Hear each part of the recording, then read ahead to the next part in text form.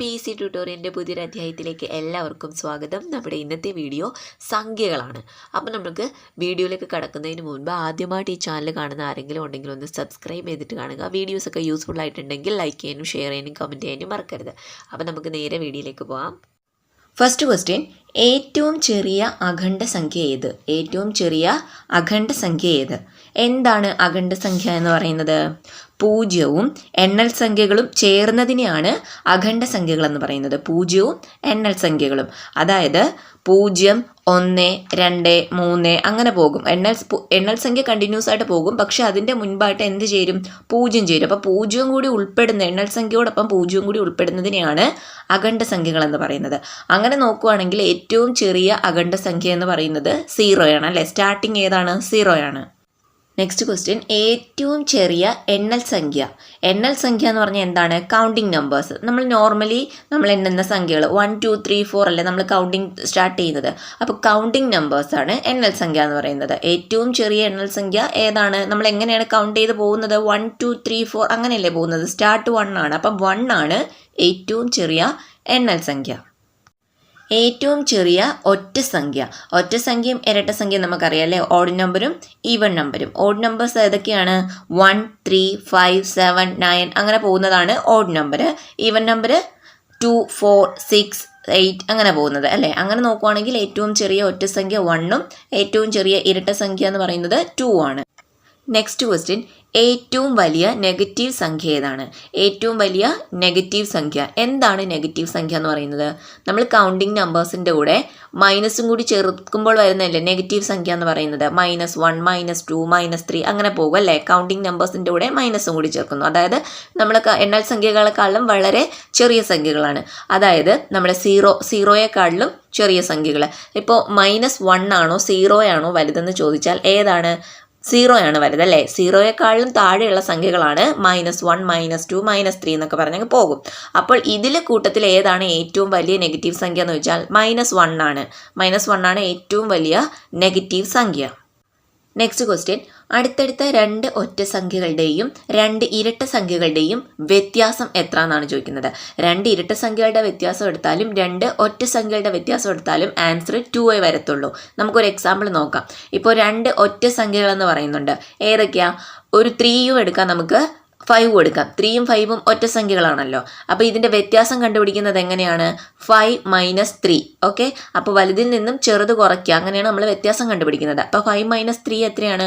2 ആണ് ആൻസർ ആയിട്ട് വരുന്നത്. ഇനി നമുക്ക് 2 ഇരട്ട സംഖ്യകളുടെ കാര്യം നോക്കിയാലോ.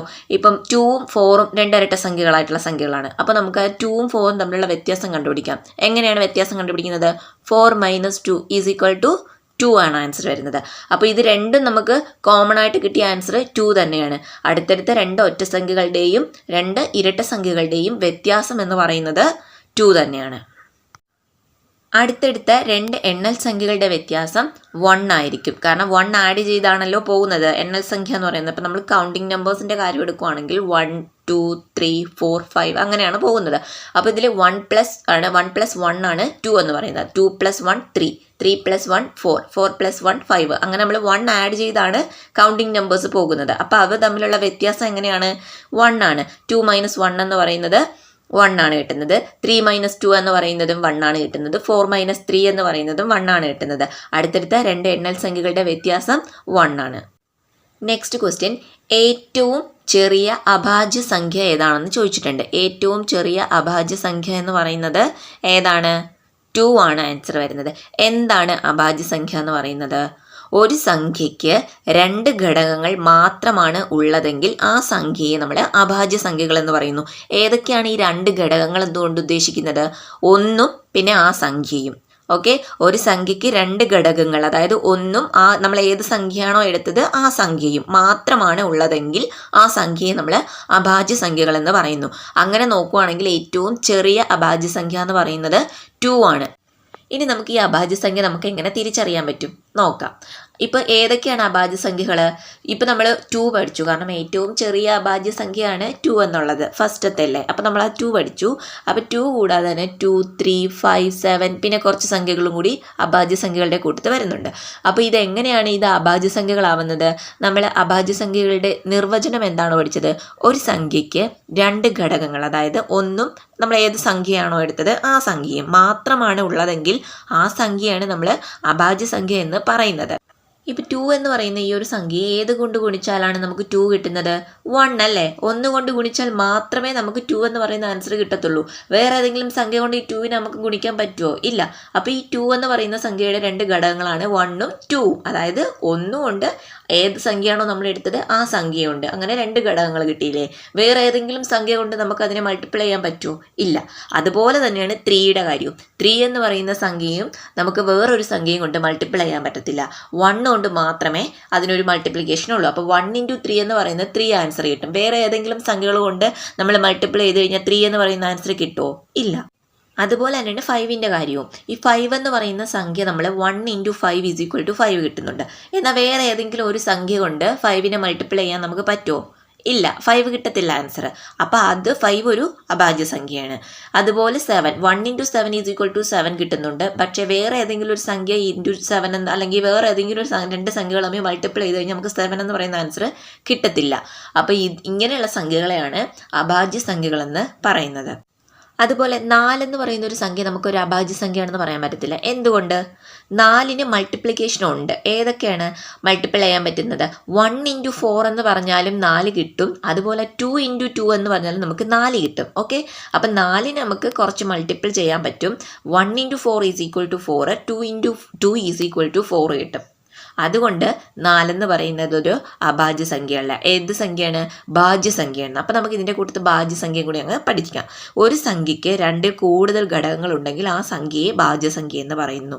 അപ്പോൾ ഈ 4 എന്ന് പറയുന്നത് ഭാജ്യ സംഖ്യ ആവാൻ കാരണം എന്താണ്? 4നും 2 കൂടുതൽ ഘടകങ്ങളുണ്ടല്ലേ. 1 × 4 = 4 ഉണ്ട്. അതുപോലെ 2 × 2 = 4 ഉണ്ട്. 2 കൂടുതൽ ഘടകങ്ങളുണ്ട് അത് മൾട്ടിപ്പിൾ കിട്ടാൻ വേണ്ടിയിട്ട്. അപ്പോൾ ഭാജ്യസംഖ്യ എന്ന് പറഞ്ഞാൽ ഒരു സംഖ്യയ്ക്ക് 2 കൂടുതൽ ഘടകങ്ങൾ ഉണ്ടെങ്കിൽ ആ സംഖ്യയെ ഭാജ്യസംഖ്യ എന്ന് പറയുന്നു. അതുപോലെ തന്നെ അഭാജ്യ സംഖ്യ എന്ന് പറഞ്ഞാൽ ഒരു സംഖ്യയ്ക്ക് 2 ഘടകങ്ങൾ ഒന്നും ആ സംഖ്യ മാത്രമാണ് ഉള്ളതെങ്കിൽ ആ സംഖ്യ നമ്മൾ അഭാജ്യ സംഖ്യകൾ എന്ന് പറയുന്നു. അടുത്ത ക്വസ്റ്റ്യൻ, ഏറ്റവും ചെറിയ ഇരട്ട അഭാജ്യ സംഖ്യ നമ്മൾ പഠിച്ചു. 2 ആണ് ഏറ്റവും ചെറിയ ഇരട്ട അഭാജ്യ സംഖ്യ. അഭാജ്യ സംഖ്യകളിൽ ഇരട്ട സംഖ്യകളിൽ ഏറ്റവും ചെറുത് ഏതാണെന്ന് നോക്കിയാൽ മതി. ഏറ്റവും ചെറിയ ഒറ്റ അഭാജ്യ സംഖ്യ 3 ആണല്ലേ. നമ്മൾ അഭാജ്യ സംഖ്യകളിൽ ഒറ്റ സംഖ്യ നോക്കുക, അതിൽ ഏറ്റവും ചെറുതെന്ന് നോക്കാം. ഭാജ്യമോ അഭാജ്യമോ അല്ലാത്ത സംഖ്യയാണ് 1. നമ്മൾ 1നെ കുറിച്ച് ഭാജ്യസംഖ്യയിലും പറഞ്ഞിട്ടില്ല അഭാജ്യ സംഖ്യയിലും പറഞ്ഞിട്ടില്ല. 1ന് ഘടകങ്ങളുണ്ടോ? ഇല്ല. 1 × 1 = 1 ആണ്. അതിന് ഒരു സംഖ്യയെ നമ്മൾ പറഞ്ഞു എന്താണ് അഭാജ്യ സംഖ്യ എന്ന് പറഞ്ഞാൽ ഒരു സംഖ്യയ്ക്ക് 2 ഘടകങ്ങൾ വേണം. ഓക്കെ. അത് ഒന്നും ആ സംഖ്യയുണ്ട്. അതുപോലെ തന്നെ ഭാജ്യസംഖ്യ എന്ന് പറഞ്ഞാൽ 2ൽ കൂടുതൽ ഘടകങ്ങൾ വേണം. അപ്പോൾ ഈ 1 എന്ന് പറയുന്നതിൽ ഒരു സംഖ്യ മാത്രമേ ഉള്ളൂ. 1 × 1 = 1. അപ്പോൾ ഭാജ്യമോ അഭാജ്യമോ അല്ലാത്ത സംഖ്യ ഏതാണെന്ന് ചോദിച്ചാൽ 1 ആണ് ആൻസർ. നെക്സ്റ്റ് ക്വസ്റ്റ്യൻ, ഏറ്റവും ചെറിയ നിസ്സർഗ സംഖ്യ ഏത്? നിസ്സർഗ സംഖ്യ എന്ന് പറയുമ്പോൾ നമ്മൾ കൺഫ്യൂഷൻ ആവുകയൊന്നും വേണ്ട. കാരണം നിസ്സർഗ സംഖ്യ എന്ന് പറഞ്ഞാൽ നമ്മുടെ നോർമലി ഉള്ള എണ്ണൽ സംഖ്യകളെയാണ് നിസ്സർഗ സംഖ്യകൾ എന്ന് പറയുന്നത്, നാച്ചുറൽ നമ്പേഴ്സ്. അങ്ങനെ നോക്കുവാണെങ്കിൽ എണ്ണൽ സംഖ്യകൾ ഏതൊക്കെയാണ് നമുക്കറിയാമല്ലേ. 1, 2, 3, 4 അങ്ങനെ എക്സെട്ര പോകുന്നതാണ് എണ്ണൽ സംഖ്യകൾ.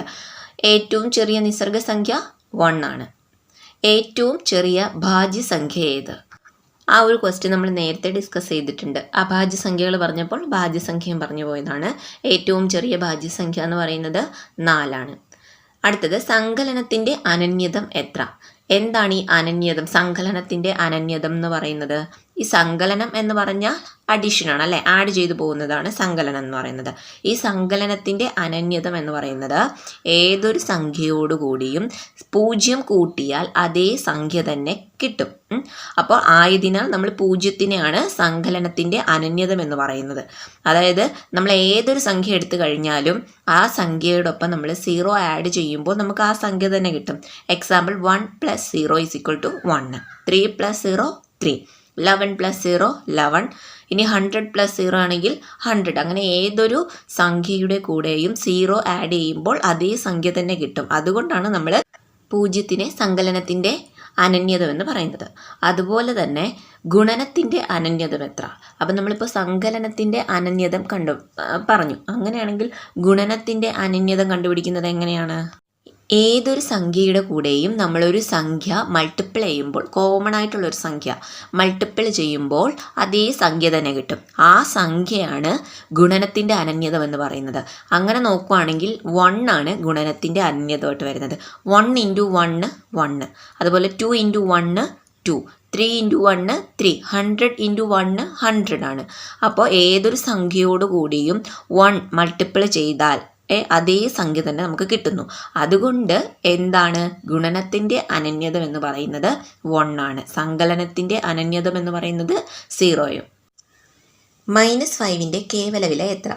ഒന്നുമില്ല, കേവല വില ചോദിക്കുമ്പോൾ സംഖ്യയുടെ ചിഹ്നമില്ലാത്ത വില, ഏത് ചിഹ്നമാണോ സംഖ്യയുടെ മുന്നിൽ കൊടുത്തേക്കുന്നത് ആ ചിഹ്നം നമ്മൾ നോക്കണ്ട, ഇല്ലാണ്ട് ആ സംഖ്യ ഏതാണോ സംഖ്യ അതുപോലെ എടുത്തെഴുതുക. അതാണ് ആ സംഖ്യയുടെ കേവല വില എന്ന് പറയുന്നത്.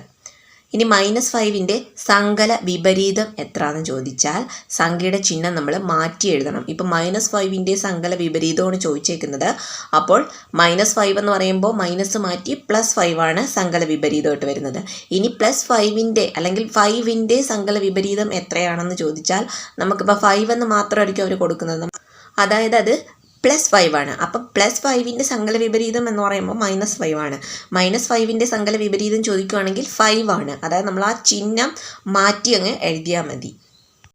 അപ്പോൾ ഇന്നത്തെ വീഡിയോ യൂസ്ഫുൾ ആയിട്ടുണ്ടെന്ന് വിചാരിക്കുന്നു. യൂസ്ഫുൾ ആയിട്ടുണ്ടെങ്കിലും ചാനൽ ഇഷ്ടപ്പെട്ടിട്ടുണ്ടെങ്കിലും ലൈക്ക് ചെയ്യാനും ഷെയർ ചെയ്യാനും കമൻറ്റ് ചെയ്യാനും മറക്കരുത്. കൂടുതൽ വീഡിയോസിനായിട്ട് ചാനൽ ഒന്ന് സബ്സ്ക്രൈബ് ചെയ്ത് സപ്പോർട്ട് കൂടി ചെയ്യുക.